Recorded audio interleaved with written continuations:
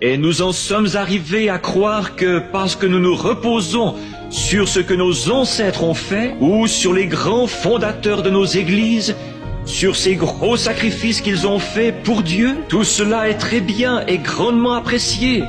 Mais nous ne pouvons pas tirer notre salut de ce qu'eux ont fait. Le salut est une affaire individuelle entre chaque personne et Dieu. Ce n'est ni avec notre nation, ni avec notre Église, mais c'est tout seul devant Dieu que nous devons répondre de nous-mêmes. Notre pays en est arrivé au point où même chez les gens les plus spirituels que nous ayons, lorsqu'on s'adresse à ces hommes et femmes spirituels, on peut constater qu'il y a dans leur cœur un manque. Nous avons, ces dernières semaines, j'ai vérifié certaines de ces choses et j'ai constaté que les hommes, même que je considérais comme le noyau, ces hommes-là mettent néanmoins l'accent sur les choses temporelles, déclarant à tout vent: tous les vents, Dieu m'a donné le plus grand ceci et cela. Dieu donne. Vous êtes en train de bluffer. La présence de grands biens matériels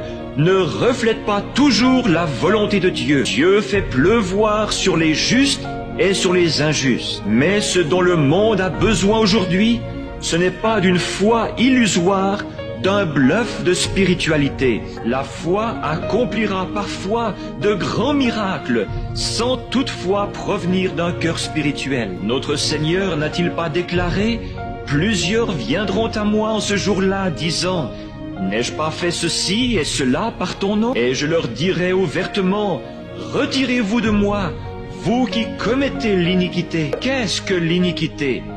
C'est quand vous savez faire ce qui est bien et que vous refusez de le faire. Je ne vous ai jamais connu, dira-t-il. Et nous vivons en ce jour-là. Ce dont nous avons besoin aujourd'hui, ce n'est pas d'une foule de choses matérielles.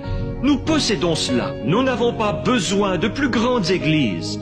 Nous n'avons pas besoin de plus grosses congrégations. Nous n'avons pas besoin de plus d'émissions à la radio et à la télévision. Nous n'avons pas vraiment besoin de plus de ces choses. Mais ce qu'il nous faut aujourd'hui pour être spirituels, ce sont des gens qui s'humilieront devant Dieu, peu importe qu'ils soient sans le sou, et qui prieront jusqu'à ce que cet esprit en eux ait été satisfait par la bonté de Dieu, et que dans leur cœur se produise un réveil qui changera leurs attitudes et l'atmosphère dans laquelle ils vivent. Peut-être